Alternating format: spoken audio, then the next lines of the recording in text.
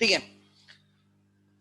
The nature and the scope of business economics. Basically, business economics is a branch of economics. We are not studying the microeconomics as it is. We are not studying macroeconomics as it is. We are studying the applied economics. हम management economics सीख रहे थे. As a business manager, we had to take some decisions, like some decision, what should you produce? Only those goods which have utility to the consumers will be demanded, and therefore produce only those goods. Then whether to produce or not depends on your average revenue and average variable cost. Then how much to produce, where your profits are maximum, MR is equal to MC, and MC cuts MR from the below. And then what will be the profit at that position? Should you be optimum firm or equilibrium firm? What are the types of the markets? Accordingly, you have to change your strategies. Like if you're a perfect competitive firm, you have to just decide the output, profit maximizing output. Price is already given by the market. If you are from an imperfect competitive market, you have to decide both price as well as the output, because imperfect competitive market firms are price makers. They decide their own price. If you are a monopoly firm, you have to decide, simple monopoly firm, price and the output. If you are a discriminating monopoly firm, if you are a monopoly firm, you should not be a simple monopoly, but you should be a discriminating monopoly. That decision we have to take. वहां पे हमें 3 decisions लेने हैं. First decision, right, total output to be produced, where your marginal cost is equal to aggregate marginal revenue of the your market. Then जितना produce करना है वो distribute कैसे करना है between the sub markets. You should distribute in different sub markets in a such a way that marginal revenues in the different sub markets are equal to marginal cost. And then third decision, what price then to be charged in the each markets. So वहां पे हमें 3 decision लेनी है. पहले decision, हमें discriminating होना चाहिए, simple होना चाहिए. डिस्क्रिमिनेटिंग होना चाहिए. If you can divide your markets into different markets or sub markets on the basis of elasticities. ठीक है, अगर elasticity सेम है then there is no point in discriminating. elasticity अलग अलग है तो पॉइंट है, ये पहले हमने समझा. ठीक है, और फिर उसके 3 डिसीजंस. फिर should you be optimum firm or equilibrium firm? A imperfect competitive firm, if tries to be optimum firm, imperfect competitive firm, other than perfect competitive firm, in other firms, if they try to be optimum firm in the long run, they will decrease their profits or they will increase their losses. Long run में no one can be into losses, so profit ही रहेगा, या तो zero profit. Monopolistic firm earns zero profits in the long run. Monopoly firm earns supernormal profit in the long run. If they try to be optimum firm in the long run instead of equilibrium firm, because they are suboptimum firm, there is excess capacity. In that case, it will result in the decrease in the profits or incur, like you will incur the losses. So they should be equilibrium, they should not try to be optimum. So ये जो decisions है, try to understand, ये as a business manager हम decision ले रहे हैं. So we are studying business economics. It is a part of, right, it is mainly based on microeconomics. At the same time, we also consider macroeconomic variables. हम खाली microeconomics से decision नहीं ले सकते. We should also have the like knowledge about the macroeconomic variables. Economic theories. Just give the theories. उनका practical application हम करते हैं. That is right. जब मैं उसको theory को practice के साथ जोड़ता हूं, theory एक चीज और practice एक चीज है.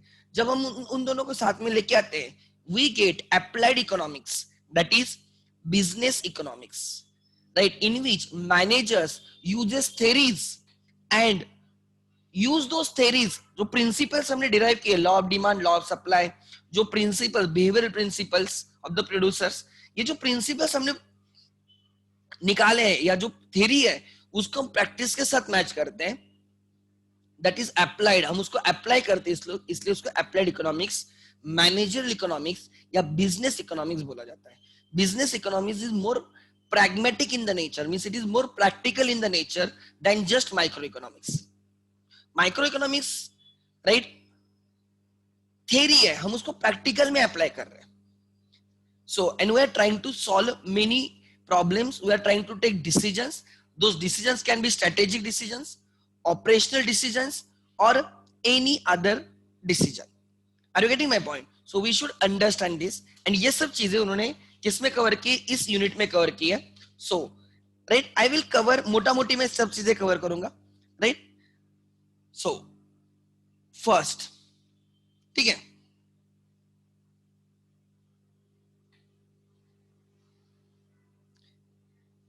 ये ऑब्जेक्टिव के लिए पूछते हैं. The term economics owes its origin to the Greek word, I don't know how they pronounce, जो भी है, which means household. ये क्वेश्चन बहुत बार पूछा गया है एमसीक्यूज के लिए. ये पता है हमें ग्रीक वर्ड से. Micro and macro are also derived from the Greek word. Economics is also derived from the Greek word that, अब वो क्या है वो ओक्योमोनिया जो कोई भी है, ठीक है, from that word which means house hold. ठीक है, ये सब एमसीक्यू के लिए, इसमें आपको पढ़ना पड़ेगा. इसमें कुछ ऐसा जैसे कुछ लॉजिक है या कोई प्रैक्टिकल एप्लीकेशन है, ऐसे कुछ नहीं है. Till 19th century, right, economics was known as political economy. Political economy. The book named An Inquiry into Nature and the Causes of Wealth of the Nation, given Adam Smith का था, बराबर ना. Wealth of the nation, actually उसका पूरा नाम है an inquiry into the nature and the causes of wealth of the nation, right, published in 1776, usually abbreviated as Wealth of the Nations by Adam Smith, is considered as first modern work of the economics. This is a theory content, right? The Wealth of the Nations, Adam Smith, published in 1776. ठीक है, then आगे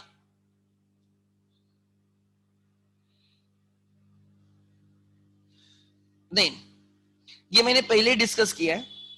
law of scarcity. Law of scarcity, what is it? The two fundamental facts are the human beings have unlimited wants, and to satisfy those unlimited wants there are resources. Those resources are limited, and moreover resources have alternative uses. So this is called as law of scarcity. Human beings have unlimited wants, and the means to satisfy these unlimited wants, that is resources, right, are relatively scarce, right, and also they have alternative uses. They have alternative uses. Alternative uses. ठीक है, this is law of scarcity. Then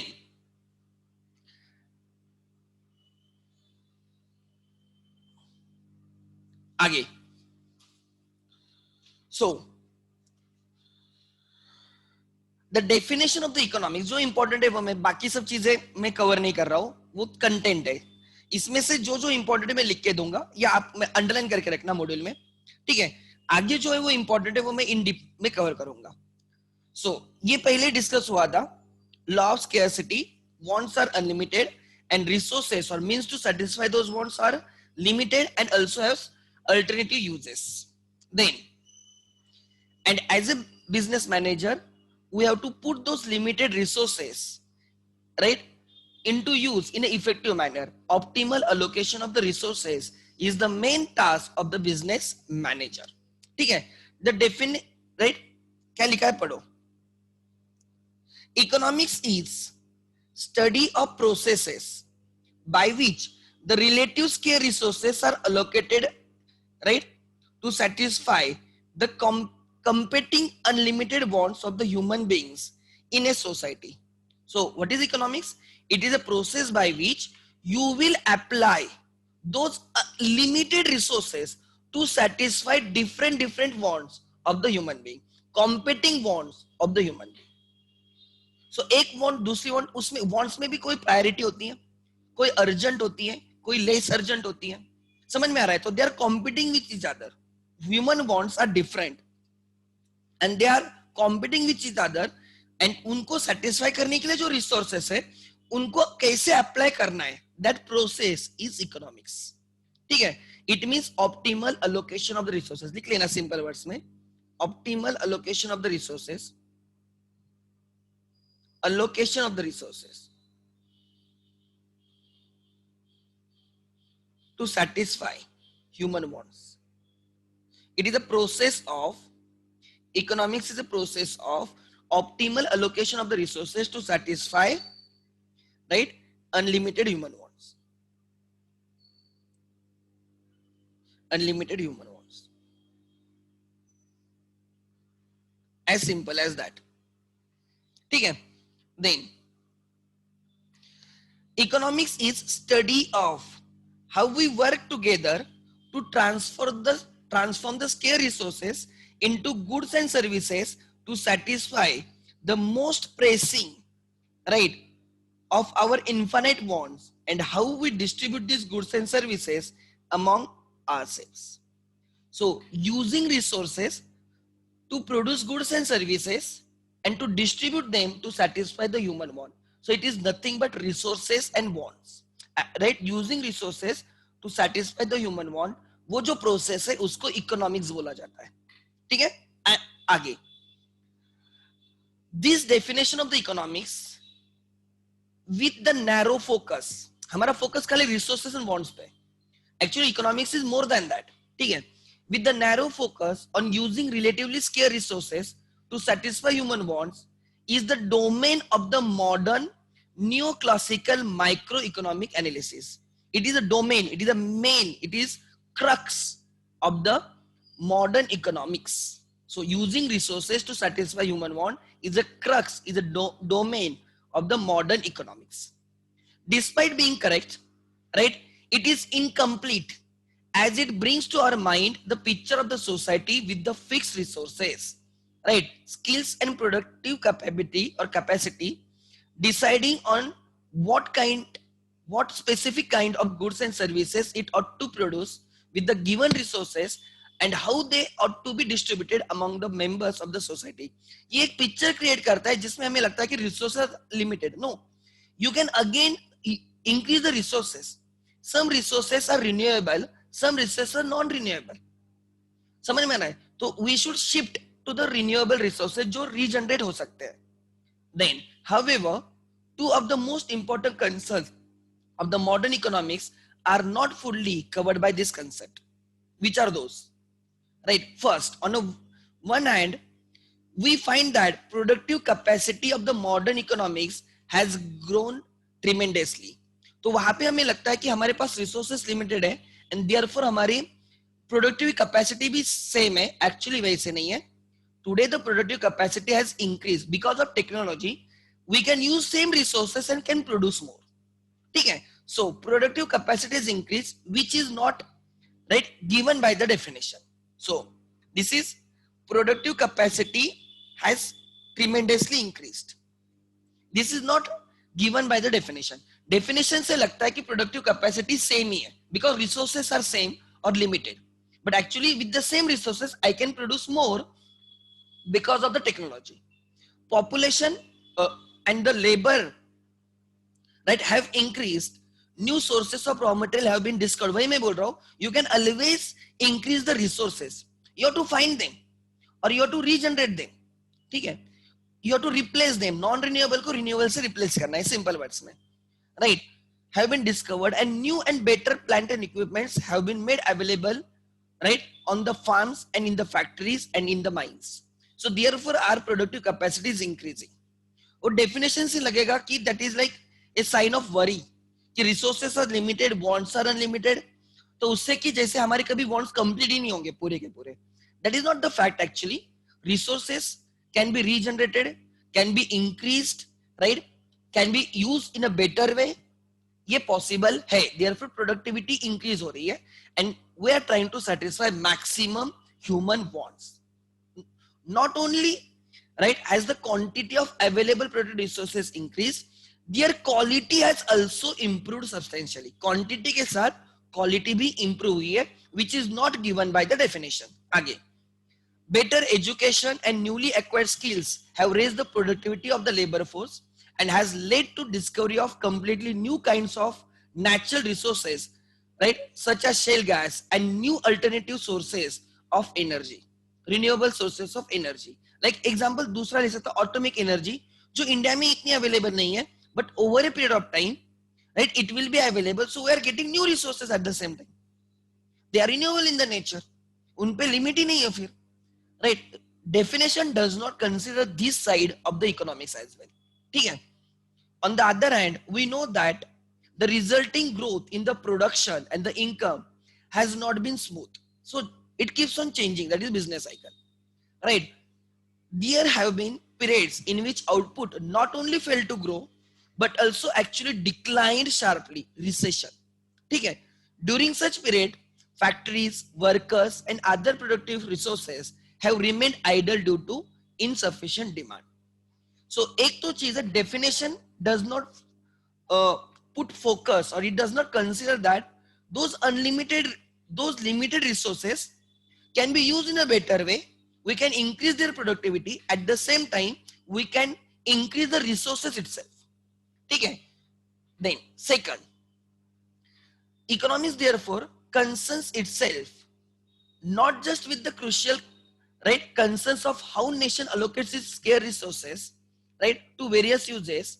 It also deals with the process by which productive capacity of these resources is increased, and with the factors with which, right, in the past have led to sharp fluctuations in the rate of utilization of these resources.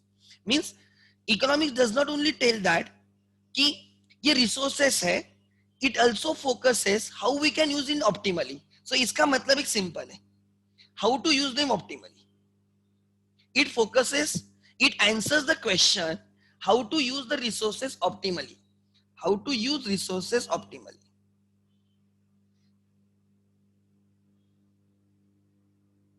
So ये भी part economics cover करता है.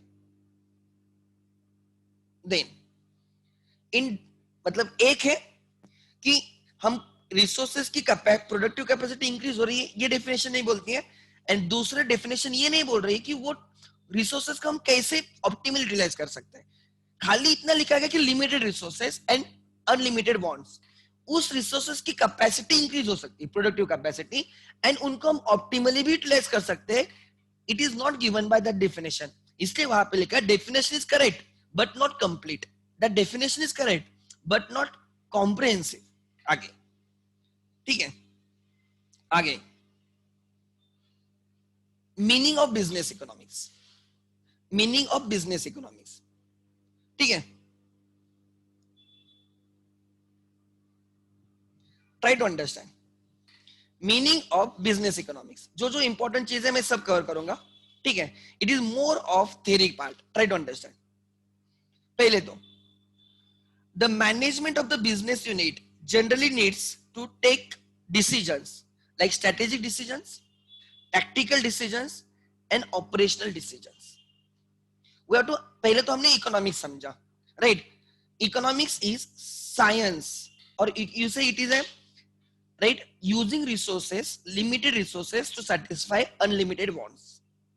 That definition does not cover two things. First, the productive capacity of the resources can be increased, and second, those resources can be used optimally. लिख लेना first point, जो important है वो लिख के दे रहा हूं. फर्स्ट पॉइंट लिख लेना. First point, economics is concerned with, right, limited resources and unlimited bonds. Economics is concerned with limited resources and unlimited bonds. लिख लेना, लिखते चलो, बिकॉज जो इंपॉर्टेंट है वही, बाकी उसमें बहुत सारी चीजें मिलेंगी, right, you can ignore them, right. It is a process of using, it is a process of using, it is a process of using limited resources, process of using limited resources to satisfy unlimited wants. ठीक है? However, it is a process of using limited resources to satisfy unlimited wants. This definition ignores one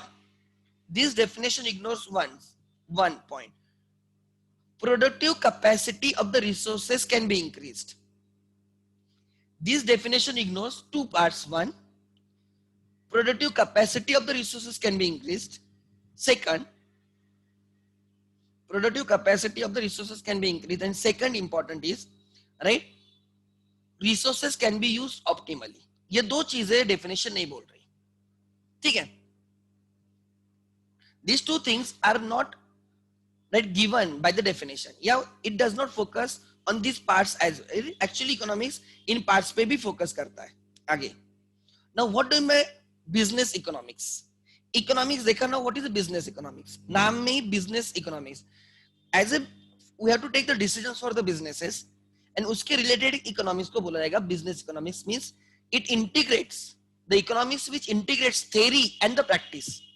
Business economics is the economics which integrates economic theories, principles with the actual practice business environment.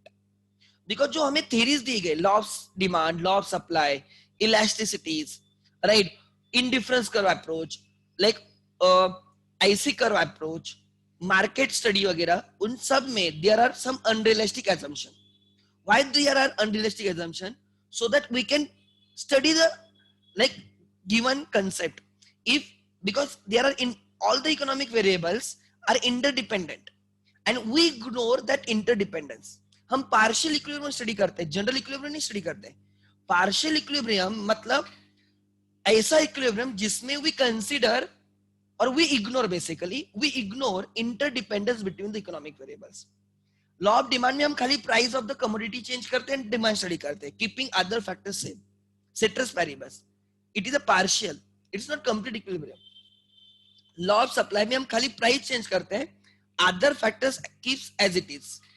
We are doing partial study, not the complete study.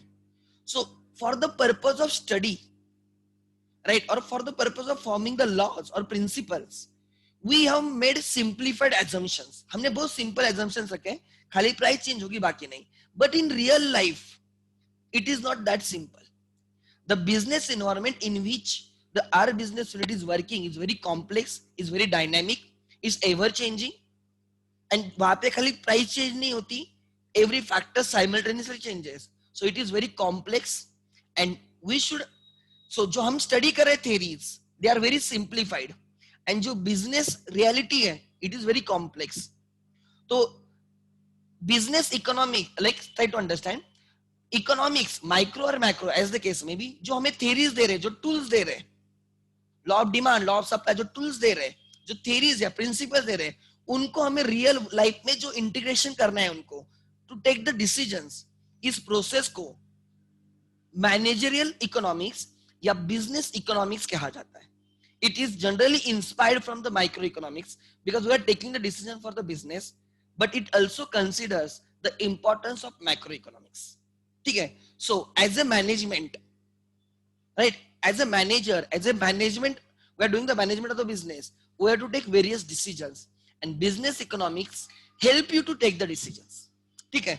आगे. ठीक है? Decision making, right, is not simple and straightforward in the economic environment in which firm functions, right? Because it is environment is highly complex and dynamic. Theories are simplified. Theories को बहुत simplified तरीके से लिखा गया है कि all remain constant and law.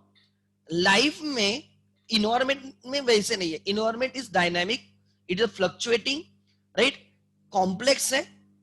तो हमें ये समझना है कि हमें उन टूल्स को ठीक से इंटीग्रेट करना है. सो डिसीजन मेकिंग जितनी सिंपल दिखती है इकोनॉमिक्स थ्योरीज में, उतनी सिंपल रियल लाइफ में नहीं है. आगे, the problem gets aggravated, it gets worsened because most of the time decisions are taken under conditions of imperfect knowledge and uncertainty. Many times business managers take decisions, right, under conditions of imperfect knowledge and uncertainty. Uncertainty is always there. Yes. Who had accepted the lockdown will come? किसने expect किया था? किसी ने भी नहीं, नींद में नहीं, ऐसा सपना भी किसको नहीं आया होगा? टू बी वेरी फ्रैंक, मुझे लॉकडाउन वर्ड ही नहीं पता था. To be very honest, lockdown word ही मुझे नहीं पता था कि ऐसे भी कभी हुआ होगा या ऐसे होगा. So this is uncertainties. समझ में आ रहा है? And knowledge is not perfect knowledge, and उसके अंडर हमें डिसीजन लेना है, तो it becomes very difficult, and our decisions may go wrong, and wrong decision will result in the losses. Decision making therefore requires the management to be equipped with the proper methodology and appropriate analytical tools and techniques. So जब हम decision लेंगे तो हमने अंधाधुंधी decision नहीं लेने चाहिए. Decision लेते time हमने प्रॉपर मेथोडोलॉजी फॉलो करनी चाहिए, प्रॉपर टेक्निक्स फॉलो करनी चाहिए. एजम्पशन पे डिसीजन नहीं हो सकते. Try to understand. I will give an example. ठीक है, एक मल्टीनेशनल कंपनी थी, उसका सीईओ, एक वहां पे प्रैक्टिस थी, HR department, human resource department use to interview the candidates, and जिनको सिलेक्ट किया गया है उनको ज्वाइनिंग लेटर खुद सीईओ देता था. सीईओ, चीफ एग्जीक्यूटिव ऑफिसर, वो खुद उसको देता था. उनकी एक प्रैक्टिस रहेगी, रीजन कुछ भी हो सकता है, कि कोई जिसको ज्वाइन करना है, CEO used to have lunch with him and उसको खुद वो लेटर देता था. ये प्रैक्टिस थी उनकी.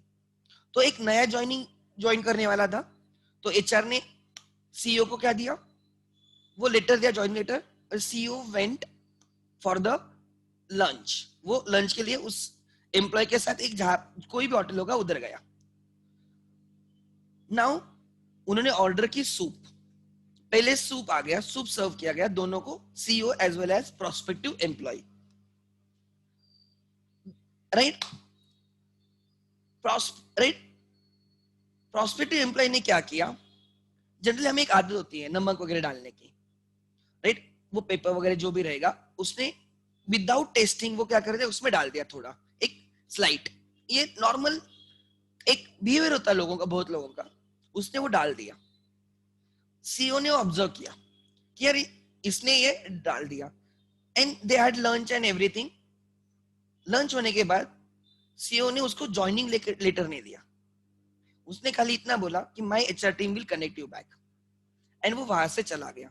फिर एचआर ने आने के बाद बोला कि सर आपका लंच वगैरह हो गया, आपने उसको लेटर भी दिया होगा, राइट, कांग्रेचुलेशंस बोल के. तो सीईओ बोलता है कि I didn't give him offer letter, I rejected him and communicate the same to him कि you are not been selected. तो एचआर बोलता है सर क्यों, मतलब क्या रीजन है. बोलता है सर जब हम उसने सूप ऑर्डर किया हम लोगों ने, तो उसने विदाउट टेस्ट किए हुए नमक डाल दिया या पेपर जो कुछ भी वो डाल दिया. तो एचआर ने बोला सर इसमें क्या बड़ी बात आ गई, ठीक है, बहुत लोग नॉर्मली करते हैं, ये बहुत छोटी बात है. सीईओ बोलता है अगर ये छोटी बात है तो you will be the next to go, पहले तुझे निकाल दूंगा मैं, because this is very serious thing. मतलब मैं मेरे कंपनी में ऐसे बंदे को रखूंगा जो विदाउट टेस्ट किए हुए, विदाउट थिंकिंग, एक्चुअली उसको समझे हुए, राइट, डिसीजन ले लेगा. मतलब विदाउट टेस्टिंग ही डिसाइडेड टू यूज सॉल्ट. मतलब ये गलत नहीं है क्या? सीईओ बोल रहा है कि मैं मेरे ऐसे एम्प्लॉय को हायर करने जा रहा हूं मेरे कंपनी में जो बिना सोचे समझे डिसीजन ले रहा है. दिखने में छोटी चीज है, but it means you are making assumptions and then you are taking the decisions. वो बोलता है ऐसे एम्प्लॉय मुझे नहीं चाहिए, मुझे वो एम्प्लॉय चाहिए जो पहले उस पे सोचे, उसको समझ ले और फिर डिसीजंस. एक एग्जांपल है, बहुत सिंपल एग्जांपल है. आई वांट, राइट, उसने बोला I want such employees. So try to understand, जब हम डिसीजन लेने वाले हैं तो हम assumption पे डिसीजन नहीं लेने वाले, हम एक्चुअली प्रिंसिपल्स, हम मेथोडोलॉजी फॉलो करने वाले, हम टेक्निक्स फॉलो करने वाले. We are gonna collect the data. हम एक्चुअली टेस्ट करेंगे और फिर नमक डालना है नहीं डालना है डिसाइड करेंगे. उसने बोला अगर उसने टेस्ट करके बाद नमक डाला होता तो मैं मान भी लेता कि इसने टेस्ट करके डाला है, मुझे उससे दिक्कत नहीं है। मुझे दिक्कत है उसने विदाउट टेस्ट किए हुए डाला, मतलब वो एजम्पशन ही करके चल रहा है। मुझे एजम्पशन वाले लोग नहीं चाहिए, मुझे लोग चाहिए जो सोच समझ के डिसीजन ले ले। And he said communicate rejection to him. Simple example है। Similarly business manager, right, should make decisions not on the assumptions but on some practical things. Are you getting my point? And therefore this is what business economics help you. It gives you the techniques, it gives you that methodology, the process which help you to integrate the theory with the practice, and then you can take the correct decision. Your decision may go wrong, मैं ये नहीं बोल रहा हूँ कि 100% correct रहेंगे, because the environment itself is dynamic, it is a complex, तो decisions wrong हो सकते हैं, मैं ये नहीं बोल रहा हूँ कि डिसीजन रॉन्ग नहीं होंगे। हाउएवर, राइट, एजम्पशन के लिए, एजम्पशन पे जो डिसीजन है उनके रॉन्ग होने के chances are more than this. समझ में आ रहा है आगे? और मैं बहुत बार बोलता हूँ even good losses are also good.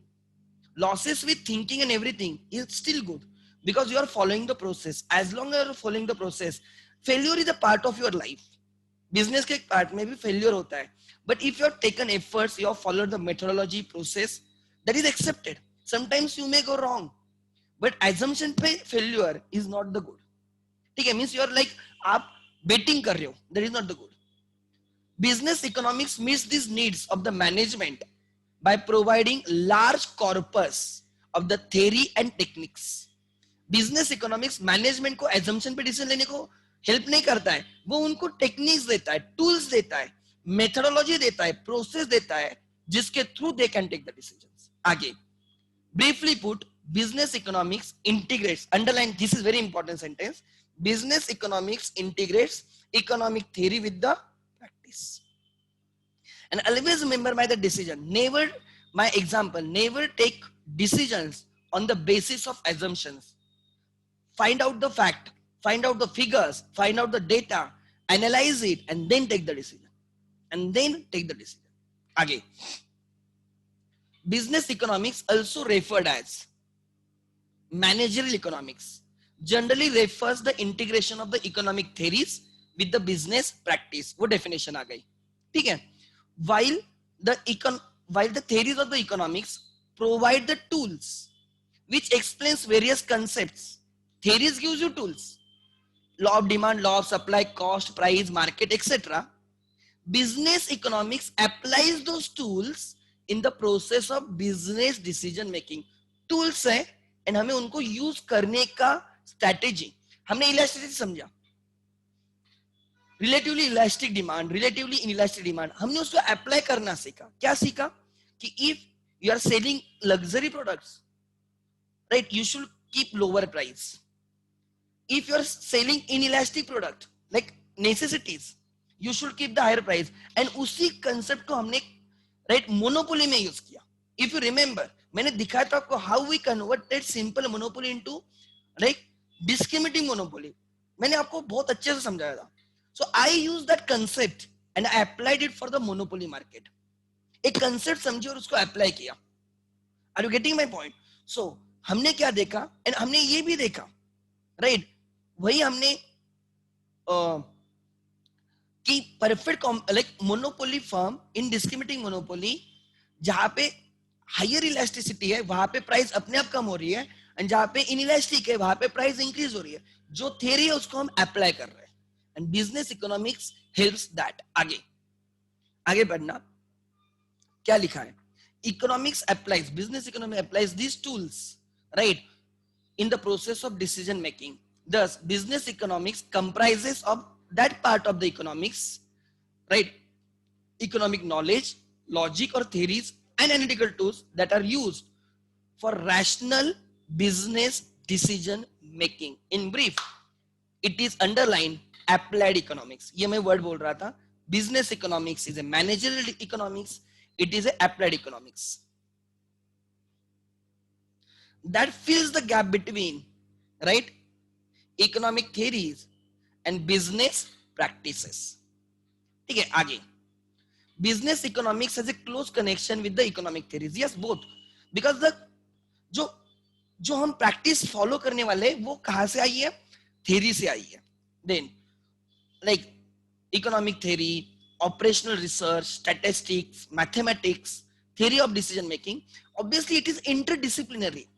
ये अलग डिसिप्लिन नहीं है, ये अलग अलग डिसिप्लिन से बनी हुई है. Try to understand. इकोनॉमिक्स से कोई चीजें ली है, स्टैटिस्टिक्स तो कितना सारा इंपॉर्टेंट है हमें पता है, मैथमेटिक्स के रिग्रेशन एनालिसिस वगैरह, डिमांड फोरकास्टिंग में हमने देखा था, right. There were mathematical tools as well, regression analysis, least square methods वगैरह, वो भी मेथड्स थे टू फोरकास्ट द डिमांड.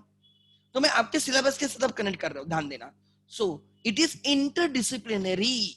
आगे, राइट.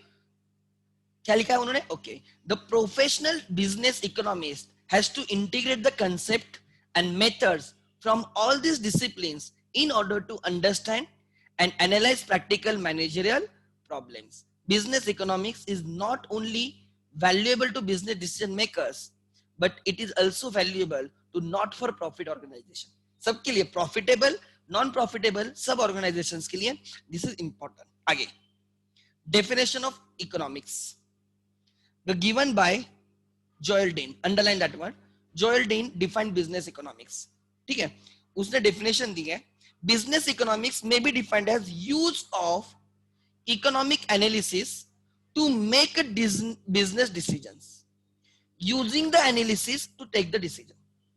Assumption पे decision नहीं लेनी है, analyze करके decision लेनी है. ठीक है, use of economic analysis to make business decision involving the best use of the organization's scarce resources. Joel Dean जो कुछ भी है, Dean defined business economics in terms of use of economic analysis in formulating the business policies. वही definition अलग ढंग से लिखी है. ठीक है, आगे.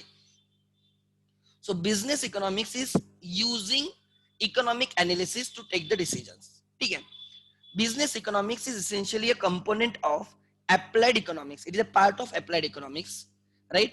As it includes application of the selected quantitative techniques such as linear programming, LPP, right? Regression analysis, correlation regression, capital budgeting, right? Break-even analysis. Break-even means no profit, no loss. Normal profit, right? And cost analysis. Then, so it is a branch of applied economics. So we are talking about the application. Nature of business economics, microeconomics and macroeconomics. I don't go in detail, right? You know this. Microeconomics deals with behavior of different individuals and organizations within the economic system. ठीक है, मैं उसमें नहीं जाऊंगा. I expect everybody knows this. ठीक है, it concern with product pricing, consumer behavior, utility, product pricing, law of demand, law of supply. Consumers equate MU with the price. समझ में आ रहा है? MU with the price.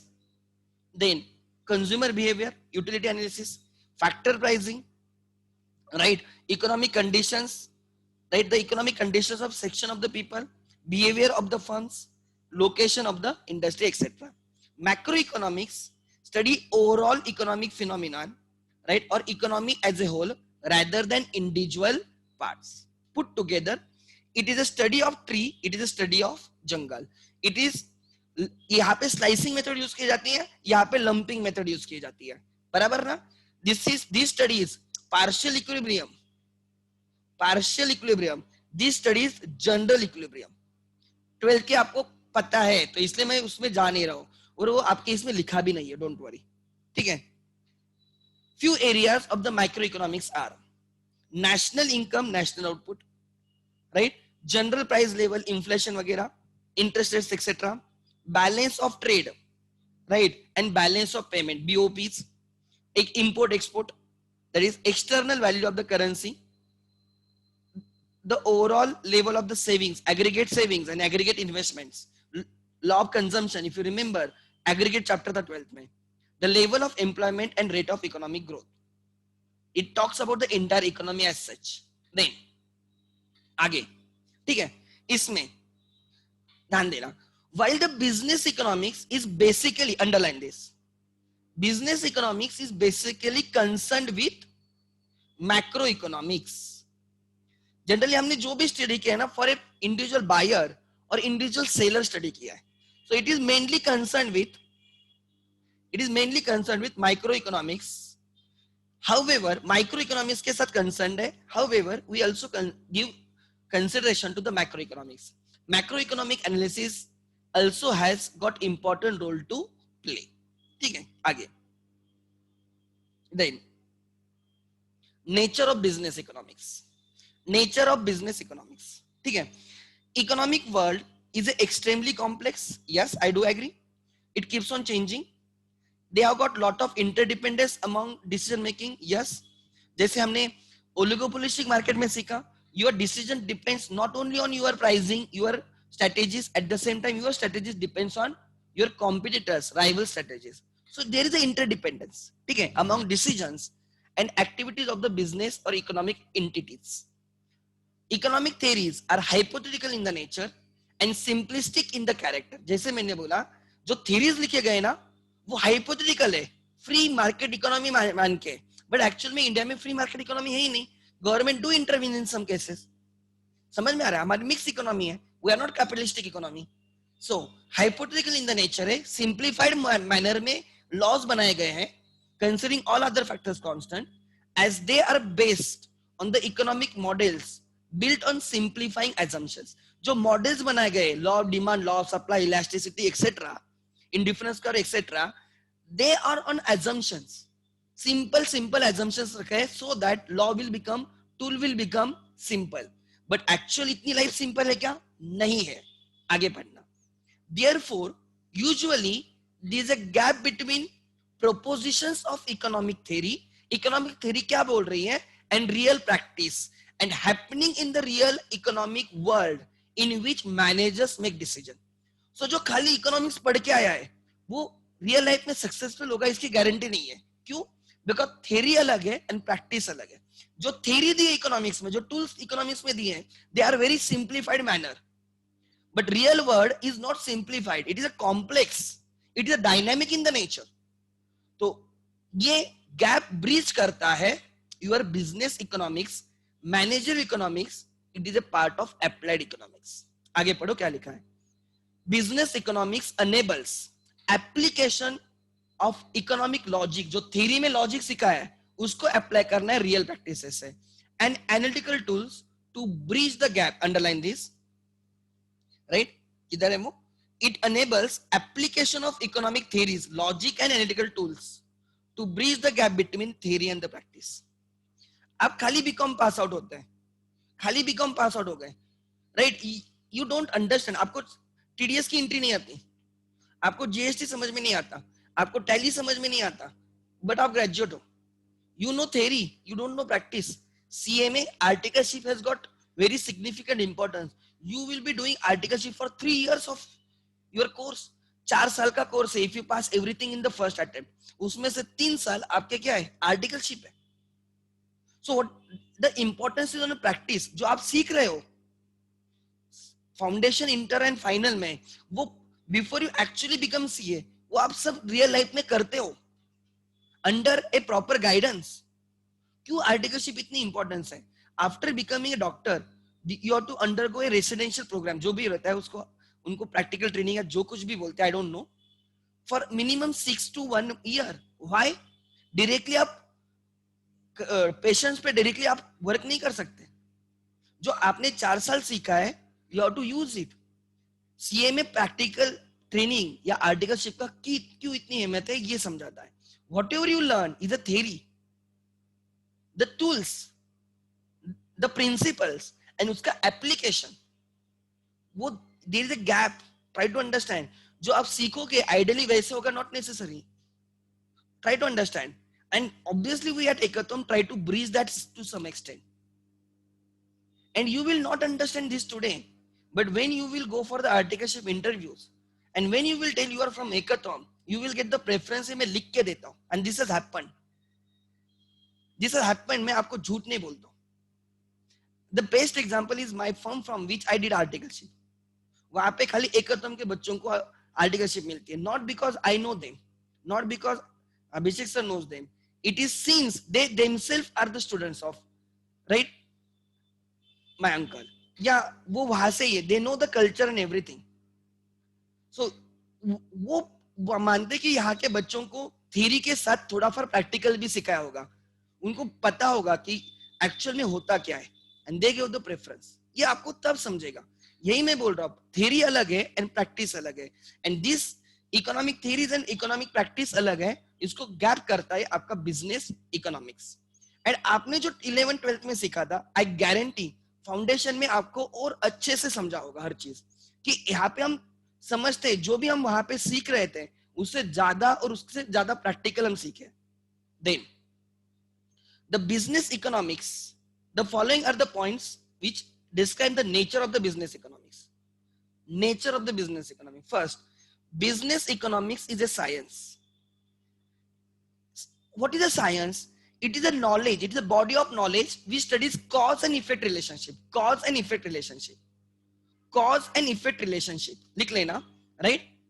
So it is a systemized body of knowledge which establishes cause and effect relationship।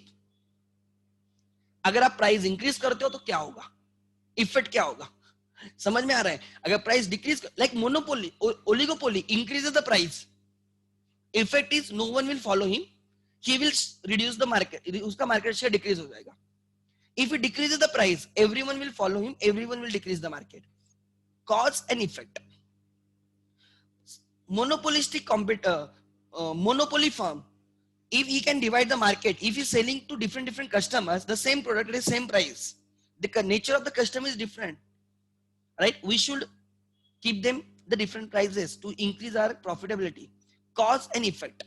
तो क्या होगा अगर ये करते हो तो क्या होगा, इलास्टिसिटी अलग है इसलिए प्राइसेस अगर अलग रखते हो तो इफेक्ट होगा, प्रॉफिट मैक्सिमाइज होगा।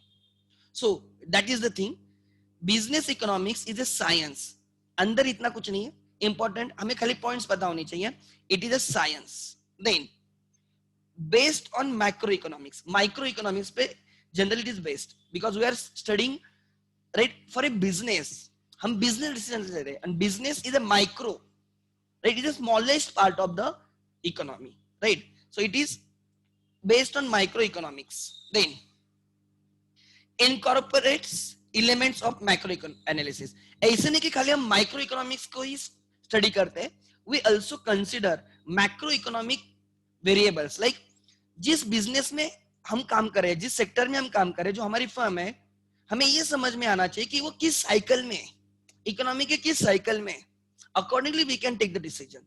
हमें ये समझ में आना चाहिए कि इन्फ्लेशन रेट क्या है, इंटरेस्ट रेट्स क्या चल रहा है, समझ में आ रहा है? हम हमारे बिजनेस के लिए डिसीजन ले रहे हैं, but at the same time those decisions are somewhere impacted by or affected by the overall economic scenarios।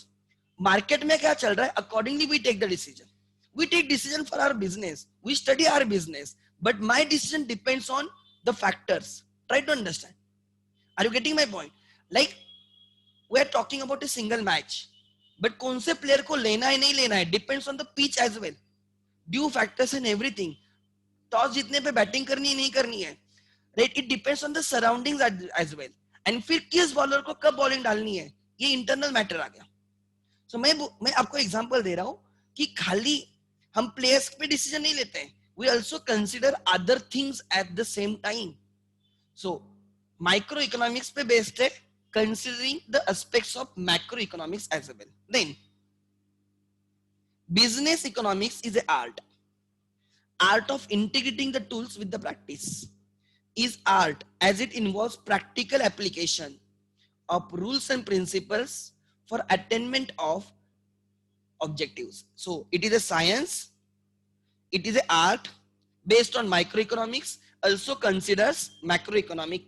ठीक है, आगे use of theory of market and private enterprises, we consider the various types of markets, जिस market को हम belong करते हैं, and we study the characteristics of different markets, and accordingly we take the decision। So we have studied market charter, तो उसके बारे में It is pragmatic in the approach, means it is a practical in the approach. It is a practical in the approach. So business economics is not just the theory, using the theory practically, integrating the gap, theory and practice का जो gap है ये feel करती है. So it is pragmatic in the approach, it is a practical in the approach. Is a microeconomics is abstract. Microeconomics is abstract and purely theoretical and analyzes economics under unrealistic assumptions. Barabar? In the contrast, business economics is a pragmatic in the nature, right? And it tackles practical problems which firms faces in the real world. So economics, microeconomics is unrealistic many times. Business economics, managerial economics, applied economics is practical in the nature, interdisciplinary in the nature. ये मैंने पहले भी बोला था.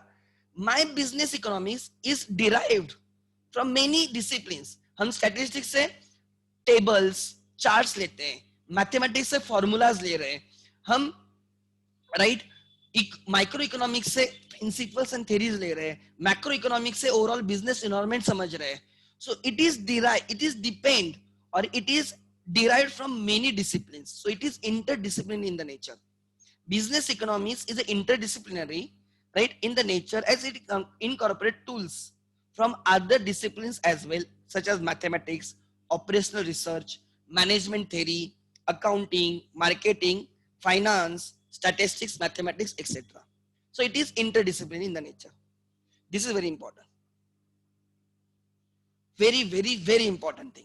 ठीक है, लिख लेना है कहाँ पे तो लिख लेना. मैं आपको एक एग्जांपल दूंगा and this is a real example. ध्यान देना. Some years before, I don't remember the exact year. आपको eBay auction पता है? eBay auction वेबसाइट है, देखो eBay auctions. इस वेबसाइट पे यूएस में ऑक्शंस होते हैं. Suppose I have mobile and I have to sell it. I will keep it for auction and accordingly people will demand. जो ज्यादा बिड करेगा उसको सेल किया जाएगा. This is a process. eBay auction. One day, this is actually, ध्यान देना क्या बोल रहा हूं. One day, a person, right, kept his kidney for the auction. This is real example. You can go and search on Google if required. आपको उसमें नाम वगैरह सब चीजें मिलेंगी, डेट वगैरह सब मिलेगा. मुझे इतना याद नहीं है, मैं आपको एग्जांपल दे रहा हूं, ध्यान देना. This is real example. उसने एंड राइट उसकी किडनी ऑक्शन के लिए रख दी उस वेबसाइट पे कि I am ready to donate my kidney, right, and now bid. Millions में उसकी बीडिंग हो रही थी, मिलियंस में डॉलर्स में. People were ready to buy. Reason were very simple. कोई मुझे बोलेगा क्यों इतनी प्राइस इंक्रीज हो रही थी? Anyone?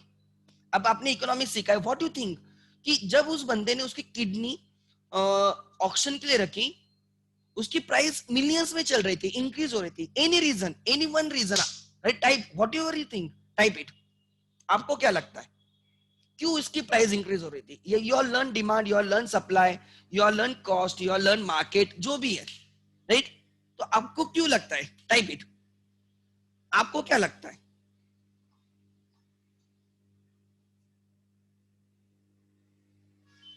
Okay, less supply, more demand.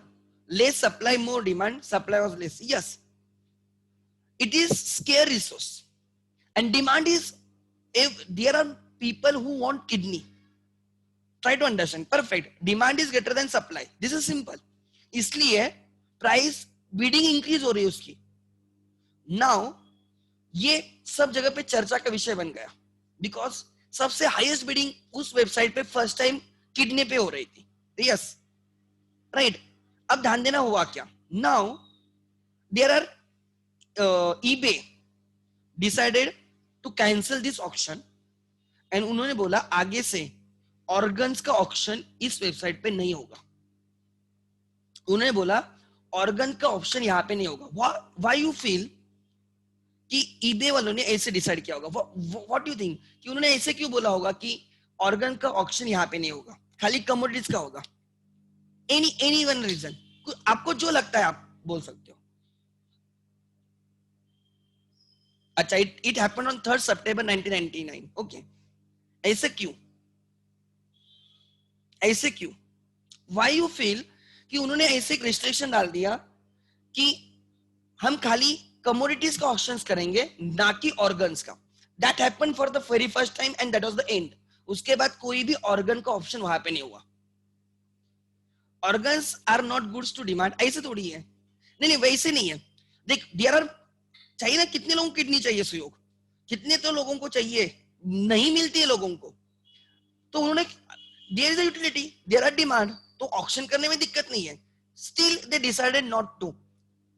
Don't you think there can be some reasons like, ऐसे भी हो सकता है. Greed for money, yes perfect, greed for money, like it is. अब क्या होगा, इससे क्या होगा, पुअर, ध्यान देना, इलीगल भी हो सकता है, यस यस, फ्रॉड भी हो सकता है, परफेक्ट, फ्रॉड भी हो सकता है. कोई लोग जानबूझ के करेंगे ऐसे, राइट. अब ध्यान देना, मैं क्या बोल रहा हूं, ध्यान देना. डोंट, राइट, किडनी उन्होंने बोला कि ऐसे कोई ऑर्गन उस पे ऑक्शन होगा नहीं. उसके पीछे लॉजिक समझ है, उनका लॉजिक. उन्होंने बोला क्या, या आप नॉर्मली ऐसे सोच सकते हो, जो पुअर है, अब होना चाहिए नहीं होना चाहिए डिबेट है. There were some economist, some section of the society बोल रहे थे क्या प्रॉब्लम है, ये तो अच्छा है, ये तो अच्छा है. क्यों अच्छा है, देखो ध्यान देना. जो पुअर है, who can survive on single kidney as well, बंदा एक किडनी पे भी जी सकता है. He can sell his kidney at a higher rate, एकदम मिलियंस में सेल करेगा. जो रिच है वही बाय करेगा, जिसको जीने जीने की चाहत है, जो पे कर सकता है वही बाय करेगा. तो इससे दोनों का फायदा है. जो रिच है उसको किडनी मिल रही है, एंड राइट, जो पुअर है उसको पैसा मिल रहा है. Both are happy. This is also one contention. Logical है, कोई कोई गलत नहीं है. ये जो लॉजिक है वो भी करेक्ट है. जो रिच है, जो बाय कर सकता है, उसको जीना है, उसका भी काम बन रहा है. एंड जो पुअर है, with that millions of money, he can live his life lavishly, happily. Are you getting my point? So this is one contention. Another contention is, right, इसलिए होना चाहिए, ऐसे लोग बोल रहे हैं. दूसरा, क्यों नहीं होना चाहिए, कि कभी कभी जो लिस्ट लगी है या ऑक्शन है, 1 2 3 4 ऐसे लोग है समझो. Fifth requires kidney more urgently than the first. फिर उसको अर्जेंटली बोले तो उसको ज्यादा उसकी नीड है than the first. But first person is ready to pay more, इसलिए उसका नंबर पहला है. सो जिसको एक्चुअल में जरूरत है, may be because he is a poor, he may not get the kidney, इसलिए ऑक्शन नहीं होना चाहिए. This is counter attack. देखो, मैं आपको एक एग्जांपल दिया, जैसे रियल लाइफ एग्जांपल. तो एक बोल रहा है कि क्यों होना नहीं चाहिए, और एक बोल रहा है क्यों होना चाहिए. Are you getting my point? उसने किडनी ऑक्शन पे रखी, प्राइसेस इंक्रीज हो रही है, लोग बिड कर रहे हैं. मैं बोल रहा हूं कि प्राइस इंक्रीज हो रही है. मैं ये नहीं बोल रहा, राइट. एक इकोनॉमिक्स बोल रहा है, अरे किडनी ऑक्शन पे है, प्राइसेस इंक्रीज हो रही है, राइट, बिडिंग इंक्रीज हो रही है, मिलियंस में चल रहा है. This is one scenario. And there are other economist who is saying नहीं नहीं ये होना चाहिए. तीसरा बोल रहा है ये नहीं होना चाहिए. The two, second and third, are passing the judgment. They are saying it should be or it should not be. They are passing the judgment, and the first economist is telling the fact. वो इतना ही बोल रहा है कि yes, कि bidding चल रही, ये हो रहा है, ये हो रहा है. One is not passing. The first economist is not passing the judgment. वो जो है वो बोल रहा है. He is a descriptive in the nature. वो description दे रहा है. Like आप क्रिकेट मैच देखते हो, कमेंट्री देखते हो, कमेंट्री में इतना बोला है कि इतने ओवर्स हुए, इतने रन बने, इतने बॉल, इतने रन्स बने, इतने विकेट्स बाकी है, वगैरह वगैरह. और दूसरा कमेंटेटर है, वो बोलता है कि अब स्पीड में खेलना चाहिए, फील्डिंग चेंज करनी चाहिए, इसको इधर लगाना चाहिए, कौन स्पिनर आना चाहिए, बॉलर, फास्ट बॉलर आना चाहिए, बैट्समैन ने ऐसे खेलना चाहिए, वैसे खेलना चाहिए, धोनी पहले आना चाहिए, युवराज बाद में आना चाहिए. One commentator is telling the fact. क्या बोल रहा है कि स्कोर इतना है, ये प्लेयर बैटिंग को आया है, फील्डिंग ऐसे ऐसे, ठीक है. दूसरा प्लेयर बोल रहा है दूसरा कॉमेंटेटर बोल रहा है कि ऐसे होना चाहिए। एक बोल रहा है ये हो रहा है, दूसरा बोल रहा है ये होना चाहिए। The first person is a descriptive, another is a right, उसको हम क्या, एक डिस्क्रिप्टिव है एंड दूसरा है प्रिस्क्रिप्टिव। प्रिस्क्रिप्टिव डॉक्टर प्रिस्क्रिप्शन देता है, डॉक्टर प्रिस्क्रिप्शन देता है। प्रिस्क्रिप्टिव है, वो बोलता है क्या करना चाहिए आपने या क्या होना चाहिए। So there are two types of economist. Economist is of two types, this is very important. एक है डिस्क्रिप्टिव इन द नेचर, जो खाली फैक्ट की बात करता है, एंड दूसरा है प्रिस्क्रिप्टिव इन द नेचर, जो बात करता है क्या होना चाहिए या क्या नहीं होना चाहिए। फर्स्ट इकोनॉमिक्स डिस्क्रिप्टिव, उसको नॉर्मेटिव इकोनॉमिक्स बोला जाता है। क्या बोला जाता है? Normative economics. लिख लेना, नहीं नहीं, उसको नॉर्मेटिव नहीं, उसको पॉजिटिव इकोनॉमिक्स बोला जाता है, लिख लेना, दिस इज वेरी इंपॉर्टेंट ना। मैं यहां पे लिखता हूं, ठीक है, और इसमें बहुत सारे क्वेश्चंस मिलेंगे with examples. Positive economics,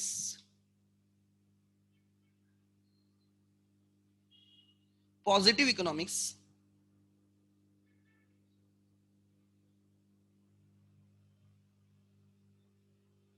I need 15 to 20 minutes extra, मुझे लगा था जल्दी हो जाएगा बट ठीक है, कोई प्रॉब्लम नहीं। Positive economics versus normative economics. Positive economics को बोला जाता है इट इज डिस्क्रिप्टिव, ये खाली जो है वो बोलता है, डिस्क्रिप्शन देता है। It is descriptive in the nature, it is prescriptive in the nature. Doctor क्या आपको खाली बोलता है आपको बुखार है, आप डॉक्टर को चेकिंग के लिए, आप बुखार है जा तू। डॉक्टर अगर बोलता है तुझे बुखार है, वो खाली पॉजिटिव बोल रहा है, मतलब पॉजिटिव साइड बोल रहा है। आप बोलोगे सो बुखार है उसमें पॉजिटिव, निगेटिव पॉजिटिव की बात नहीं कर रहा हूं, मैं बोल रहा हूं वो डिस्क्रिप्शन दे रहा है तुझे बुखार है, और फिर बोलता है घर पे जा, पानी वो क्या बोलते हैं उसको, आप पट्टी ठंडे पानी की पट्टी डाल देना, ठीक से सो जाना, राइट, ये मेडिसिन ले ले, वो तुम्हें क्या करना है वो बोल रहा है। पहले जो उसने स्टेटमेंट दिया, you have temperature, it is a positive, it is descriptive. आप बोलते हो डॉक्टर मुझे भी बताए मुझे बुखार है, मैं आपके लिए उसके लिए नहीं आया हूं, मैं आपको दवाई को आपसे सजेशन के लिए आया हूं, मैं आपसे जजमेंट जानना चाहता हूं। Are you getting my point? तो से तब वो लिख के देता है कि आपने ये करना है, ये गोलियां लेनी, ये करना है, ये खाओ ये मत खाओ, बाहर मत घूमो, ये करो वो करो, वो आपको प्रिस्क्रिप्शन दे रहा है। That is a normative. जब मैं बोल रहा हूं कि इंडिया में अनएम्प्लॉयमेंट रेट इंक्रीज हो रहा है, अनएम्प्लॉयमेंट बढ़ रहा है, ठीक है, मैं स्टेटमेंट दे रहा हूं, this is fact, this is a fact, suppose this is a data which says, so I am being a positive, I am being a positive economist, मैं पॉजिटिव साइड की बात कर रहा हूं इकोनॉमिक्स की। पॉजिटिव अनएम्प्लॉयमेंट इंक्रीज होना is not positive for the economy, but ये economics का एक ब्रांच है जो डिस्क्रिप्टिव इकोनॉमिक्स या पॉजिटिव इकोनॉमिक्स बोलते हैं, टेलिंग द फैक्ट, जो है वो बोलना, जो है वो बोलना। दूसरा मैं बोलता हूं कि इंडिया में अनएम्प्लॉयमेंट नहीं होना चाहिए, I am passing the judgment, I am being a normative economics, और नहीं होना चाहिए इसलिए क्या क्या करना चाहिए, I am passing the value judgment. ध्यान देना, what is a positive economics, what should be और what should not be is a normative economics.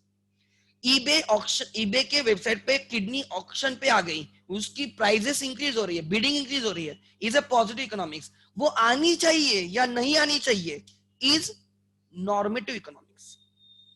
India is a one of the fastest growing economy is a statement, it is a fact, it is one of the fastest growing economy, is a positive statement, positive economics। और improve होने के लिए हमने क्या क्या करना चाहिए या क्या नहीं करना चाहिए, अगर आप उसके बारे में बात कर रहे हो, it is right, you are giving prescription, you are being a normative economics. ध्यान देना, so positive do not pass any judgement, should not ये वर्ड्स उसमें नहीं रहते, समझ में आ रहा है? सपोज मैं बोलता हूं कि सन, राइट, इससे आता है, राइज होता है फ्रॉम द ईस्ट साइड। केटी बोलता है सर वैसे होना चाहिए।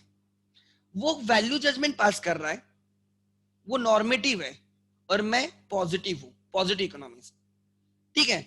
सो what I want to tell you, जब आप वैल्यू जजमेंट देते हो, एग्जांपल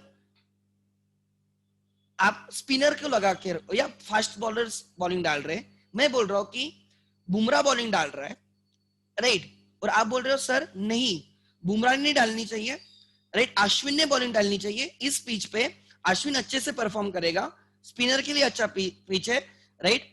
जब आप ये बात कर रहे हो, you are passing the judgement क्या होना चाहिए और क्या नहीं होना चाहिए, you are talking normative economics. Are you getting my point? So positive economics does not give any suggestion. It does not pass any value judgment. It's just a mere statement. And normative economics tells you what should be or what ought to be, what should not be, what ought not to be. क्या होना चाहिए या क्या नहीं होना चाहिए, जो है बोलना या जो नहीं है वो बोलना इज पॉजिटिव, एंड क्या होना चाहिए और क्या नहीं होना चाहिए ये बोलना इज ए नॉर्मेटिव। एंड इस पे बहुत सारे एग्जांपल्स है। देयर आर, जब आप क्वेश्चन भी देखोगे ना आपको इस पे बहुत सारे एग्जांपल्स मिलेंगे। So economics can be positive economics, can be negative, can be normative economics. Positive economics is called as descriptive economics, normative economics is called as prescriptive economics. लिख लेना इसमें मेयर स्टेटमेंट्स,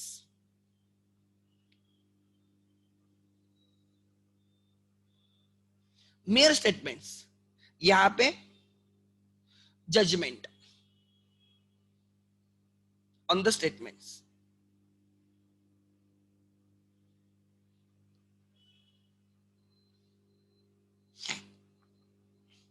मैं बोल रहा हूं, ठीक है, मैं बोल रहा हूं एग्जाम्पल, मैं बोल रहा हूं कि एक आधा स्टेटमेंट है,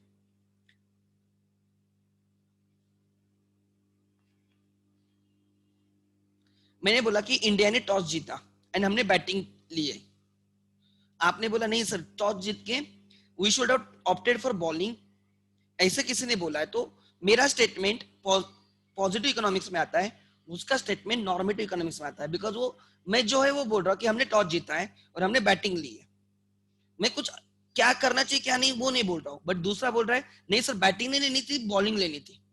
अगर ऐसे कोई पास करता है स्टेटमेंट, राइट, हमने बॉलिंग लेनी थी, हम चेसिंग में अच्छे है सर तो चेस कर लेते, कोहली है चेस कर लेते, ठीक है, chasing is easy for us, bowling पहले लेनी थी सर हमने बैटिंग ले ली।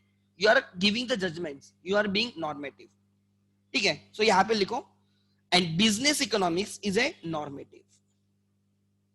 और हम अभी तक हमने क्या देखा कि अगर मोनोपोली है तो हमने डिस्क्रिमिनेशन करना चाहिए, कैसे करना चाहिए, जहां पे इलास्टिक मार्केट है वहां पे कम प्राइस रखनी चाहिए, जहां पे इनइलास्टिक है वहां पे ज्यादा प्राइस रखनी चाहिए।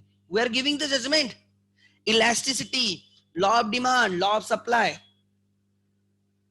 समझ में आ रहा है। Consumer should match MU with the price, if MU is greater than price he should buy, otherwise he should not buy. Are you getting my point? हम हर जगह पे वैल्यू हम जजमेंट पास कर रहे थे क्या करना चाहिए क्या नहीं करना चाहिए। सो business economics is a normative in the nature. देखो क्या लिखा है, economic theory has developed along the two lines positive and normative, very very important. A positive और प्योर साइंस, पॉजिटिव को प्योर साइंस भी बोला जाता है, ठीक है, pure science analyses cause and effect relationship, cause and effect relationship, underline that, cause and effect relationship between the variables, right, is an objective and scientific manner, but it does not involve any value judgment। वो जो है वो बोलेगा, वो कोई judgement पास नहीं करेगा। तो लिख लेना study of cause and effect, study of cause and effect relationship without judgement.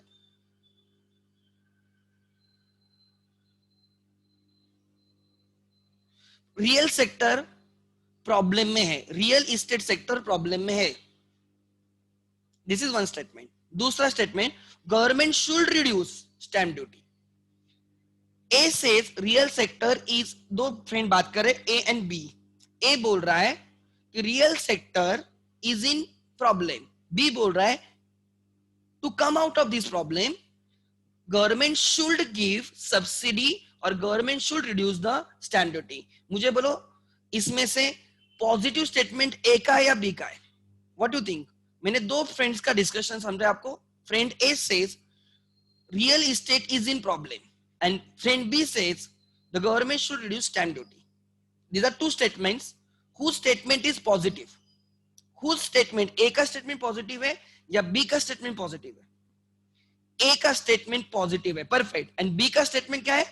वो should, जहां पे आपको should वगैरह वर्ड दिखेंगे ना, डायरेक्टली लिख लेना, वो नॉर्मेटिव है. is positive, B is normative.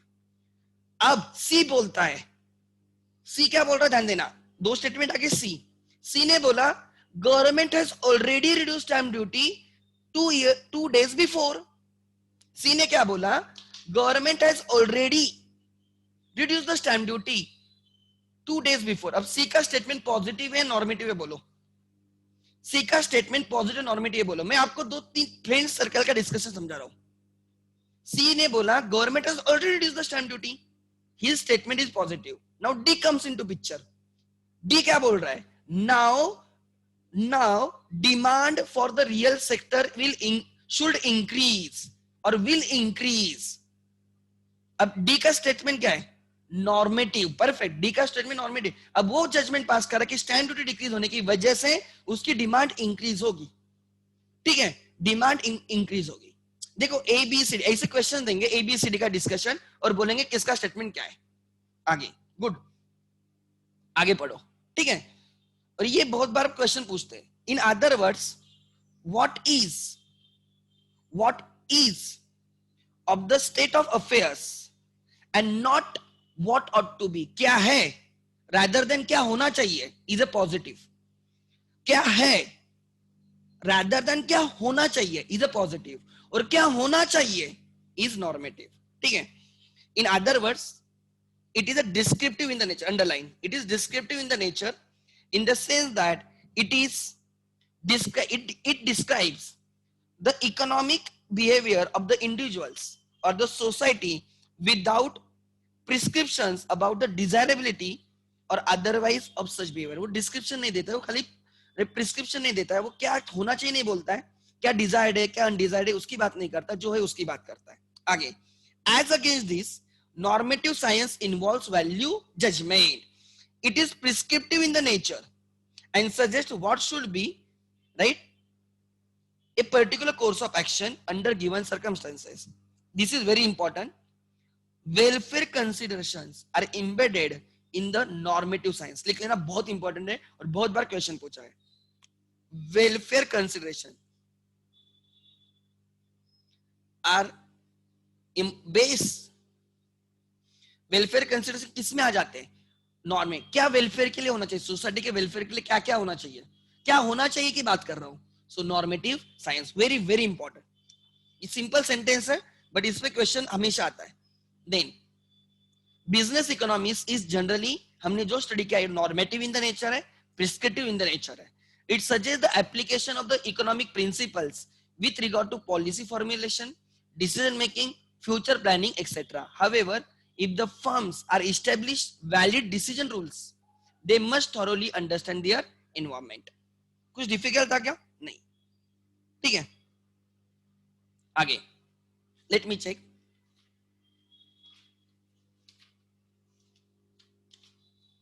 Okay, ठीक है, 12:20 हुए, हमने 11 को स्टार्ट किया था ना. Okay, just I will go through the points. ये डिप में नहीं जाना है मुझे. कुछ पॉजिटिव नॉर्मेटिव हाईलाइट करके रखना फॉर द क्वेश्चंस. आपको यहाँ पे भी क्वेश्चन मिलेंगे उनके. अच्छा, यहाँ पे नहीं है, ठीक है. Scope of, last 10 minutes please. Scope of business economics, right? Micro economics and macro economics. Micro economics is applied to internal issues, macro economics applied to external issues. ध्यान देना, बहुत सिंपल है. Micro economics deals with demand analysis and forecasting. ये हमने एक chapter किया था. अब चैप्टर के नाम मिलेंगे आपको. Demand analysis and forecasting, what will be your demand, क्या प्राइस होनी चाहिए, राइट, कैसे डिमांड डिराइव की जाएगी, यूटिलिटी से कैसे डिमांड डिराइव की जाएगी, how will we forecast the demand, methods, buyers survey opinion, buyers intention, Salesforce method, expert opinion method, Delphi method, expert opinion, Delphi method, if you remember. Fourth, statistical method. Fifth, barometric method, barometric, right? Fifth, और एक method है मुझे वो click नहीं हो रही है. Fifth, barometric method और experiment, laboratory experiment method. 6 methods.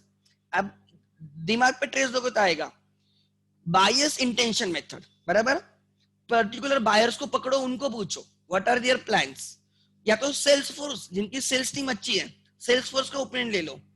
Third, expert, Delphi method, round and round ले लो, उनके ओपिनियंस उनको ही घुमाओ without identifying the identity. Their opinion will come to like unity, तब तक वो राउंड्स लेते रहेंगे. Expert opinion method. फिर स्टैटिस्टिकल मेथड थे, रिग्रेशन, लीस्ट स्क्वायर मेथड वगैरह, राइट, ट्रेंड लाइन मेथड्स. उसके बाद था laboratory experiment method, consumer clinics approach or control laboratory experiments, and last one the barometric method, right? Except barometric method, all methods were dependent on some data. Barometric method is not dependent on the data, वो past पे depend नहीं करती, वो indicators को देखती है, leading, lagging and coincident indicator को study करके हम डिमांड डिसाइड करते हैं. सो ये सब चीजें थी डिमांड एनालिसिस एंड फोरकास्टिंग में. ठीक है. Then production and the cost analysis. इसलिए मैंने बोला था चैप्टर में एंड में लूंगा, तो मुझे उसमें ज्यादा घुसने की जरूरत नहीं होगी. तो ये प्रॉपर चैप्टर्स है. Production and micro economics deals with scope, micro economics का scope, demand analysis and forecasting, production and the cost. What do you mean by production, creation of the utilities, what are the concept of the production, total product, marginal product, average product, right? What are the laws of the production? In the short run, law of variable proportion. In the long run, law of returns to scale, right? Then cost functions, right? What do you mean cost, right? What are the types of the cost? Short run cost, long run cost, economic cost, accounting cost, opportunity cost, outlay cost, right? Direct cost, indirect cost, if you remember, right?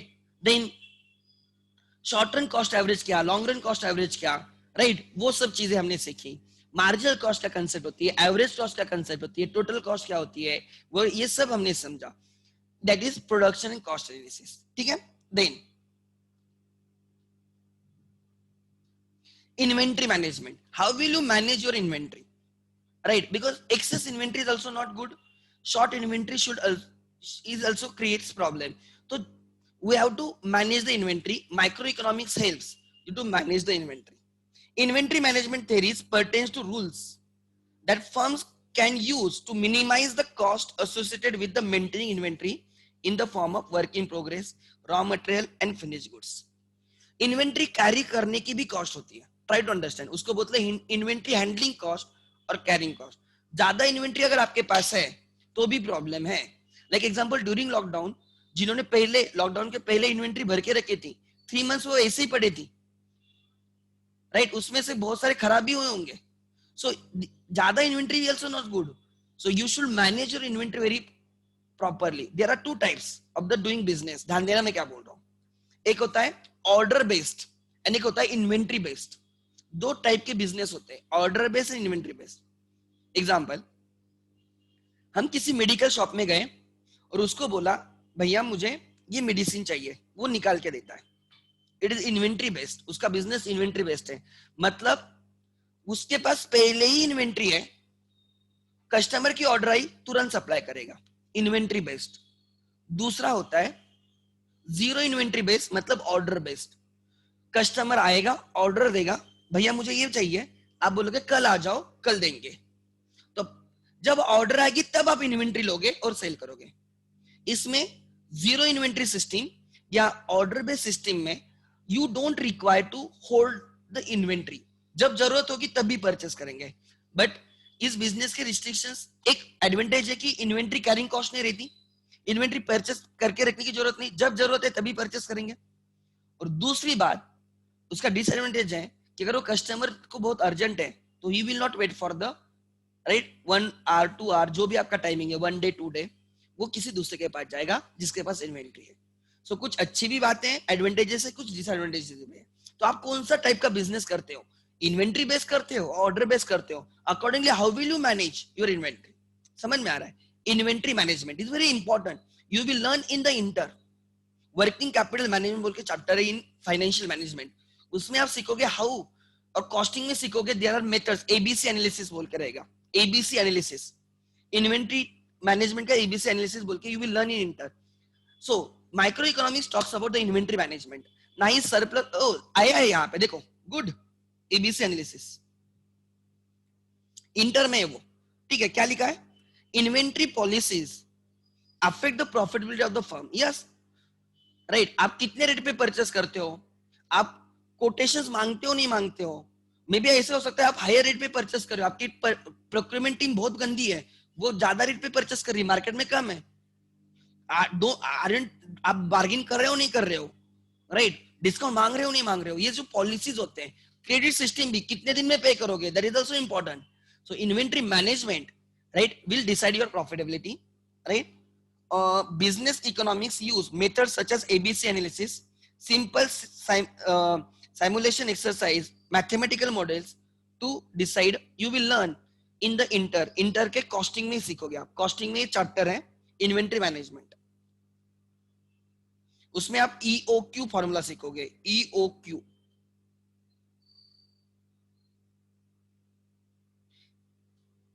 EOQ formula सीखोगे, कितनी inventory रखनी चाहिए, ठीक है. अभी I am not here to discuss, Abhishek sir आपको inter में सिखा देंगे वो EOQ formula. Then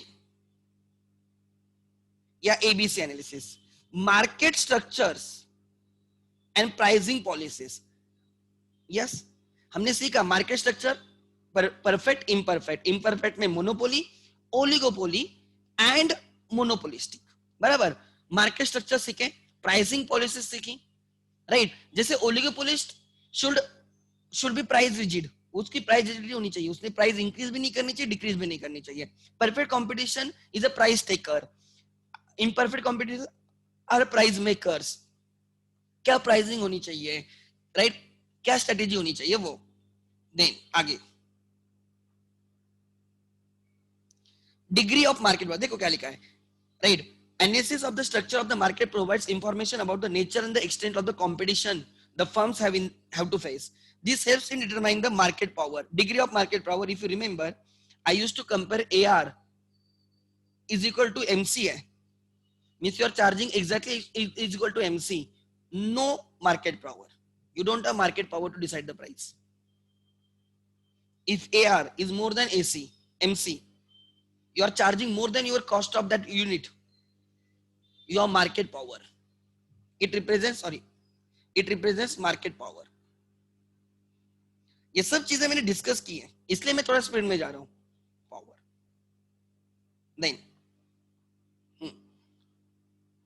resource allocation हमने ये आईसी काउंट में देखा. आईसी काउंट, आईसी का एक इंडिफरेंस करो क्वांटिटी, प्रोडक्शन इंडिफरेंस करो, IQ, ISO count. You should use your resources in a such a way that your ISO count line should be tangent to your budget line. This is equilibrium. So जो आपके resources है, जो inputs है, labor and capital, you should use in a such a way that it is tangent to. This is one way. ISO count एक approach था. दूसरा हमने देखा कि अगर आप कॉस्ट के टर्म्स में देखते हो, कॉस्ट के टर्म्स में you should be producing at that level where cost is minimum, lowest point of the LIC और SSC एज द केस में भी. ये भी हमने देखा. So how to use your resources optimally, theory of capital and decision, investment decision, right. आपने investment करना है या नहीं करना है, ये सब decisions, right. For maximising its profit the firm has to carefully evaluate the investment decisions and carry out sensible policies of the capital allocation. Don't worry, इतना इसमें नहीं रहेगा. एक्चुअली इसमें से कोई चैप्टर्स इको के इंटर के इको में. अब ये जो कैपिटल एंड इन्वेस्टमेंट है ना, कैपिटल बजटिंग चैप्टर है उसमें ज्यादा आएगा. शुड आई प्रोक्यूर और नॉट, मैंने इन हाउस करना चाहिए या आउटसोर्स करना चाहिए. Suppose Apple has to decide वो जो कैमरा है वो इनबिल्ड, मतलब जो कैमरा इनबिल्ड होता है मोबाइल में, वो प्रोक्यूर करेंगे या प्रोड्यूस करेंगे. प्रोड्यूस करना है तो they have to make the investment, procure करेंगे तो राइट डायरेक्टली आ जाएगा. तो ऐसे decisions are the capital investment decisions.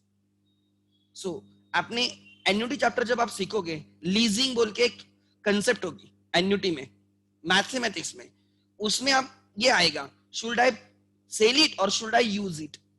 मेरे पास असेट है, यूज करता तो इतना मिलेगा, सेल करता तो इतना मिलेगा, तो मैंने सेल करना है या यूज करना है. सो आई विल ब्रिंग डाउन, मैं उनको डिस्काउंट करूंगा और मैं कंपेयर करूंगा क्या ज्यादा मिल रहा है. Profit analysis, risk and uncertainty analysis. ठीक है. So this is the content of micro economics. Macro economics का क्या कंटेंट है, right?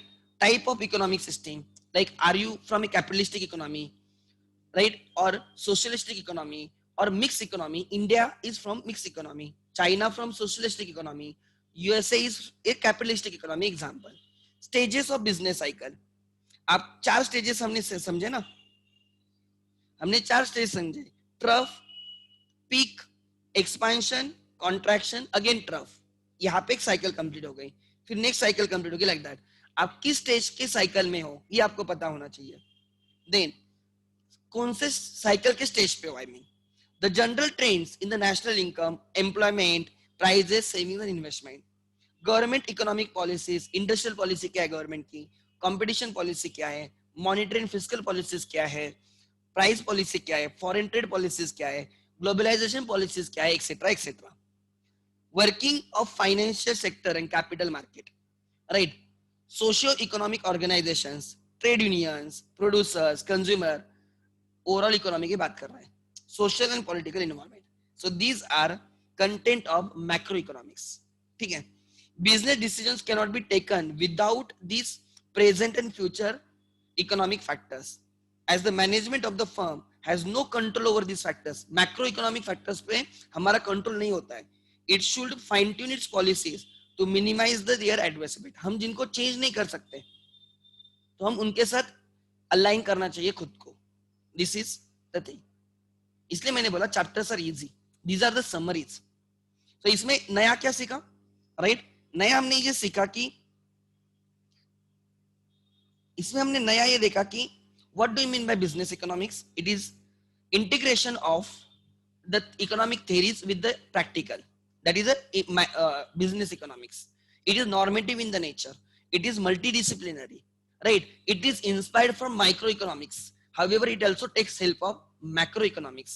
It is a science, it is a art, right? ये सब चीजें फीचर्स हमने देखे. And what is microeconomics? Macroeconomics ये हमें पता है. Microeconomics में क्या आता है, Microeconomics में क्या आता है, ये देखा. Microeconomics को थोड़ा फार हम कंट्रोल कर सकते हैं. Macroeconomics variables are not controllable. ठीक है. अच्छा, मेरे कोई डाउट है तेरा? Okay. If there is any doubt, then I will take it. Yes. Mayur सो गया क्या तुम? सो गलती से हुआ सर. ठीक है. सो ये मैंने पहले ही बोला था कि अगर आपको बाकी चैप्टर समझ में आए तो ये चैप्टर्स डेफिनेटली इजी रहेंगे, क्योंकि ये समरीज है. ये समरीज है. अगर मैं ये पहले सिखाता तो बहुत सारी चीजें मैं बोल भी नहीं सकता था, to be very frank. So right, ये समझना इंपॉर्टेंट है. एक बार जाओ, इसके थ्रू एक बार करो, आपके खुद के नोट्स रखो, अंडरलाइन करके रखो, वही पढ़ना है, not more than that. And these things many times can be answered using your common sense. ठीक है. ठीक है. कल हम इसका यूनिट 2 करेंगे. कल संडे है ना, so I will communicate the time, right. इसका यूनिट 2 करेंगे और फिर हमारा, या मंडे करेंगे यूनिट 2, कल को नहीं रखते हैं, मंडे को यूनिट 2 करेंगे, राइट. उसमें ऐसे डिस्कशन करेंगे, many things you know, just एक बार मैं रिवाइज टाइप में करवा लूंगा, but obviously you have to read it once. ठीक है. अगर एक एक लाइन सिखाना भी कभी कभी वो बहुत थ्योरी है, सो जितना इंपॉर्टेंट लगा और जितना कवर कर सकता हूँ मैं उतना किया। बाकी चैप्टर्स आपने देखे कि उसके हर लाइन में गया हूँ क्योंकि वो उतनी इंपॉर्टेंट भी है, अगर उसमें पता नहीं तो आप लिख भी नहीं सकते। इसमें जनरलाइज प्रिंसिपल्स है कि जिसको आप लिख सकते हो खुद, okay, by going through the options, ठीक है। Important normative and positive pay ज्यादा फोकस करना, उस पे क्वेश्चंस मिलेंगे आपको, ठीक है। सो क्लियर है? चलो आज के लिए ठीक है। You have your law I think, and evening में 5:45 को हमारा अकाउंट्स होगा, ठीक है। Thank you.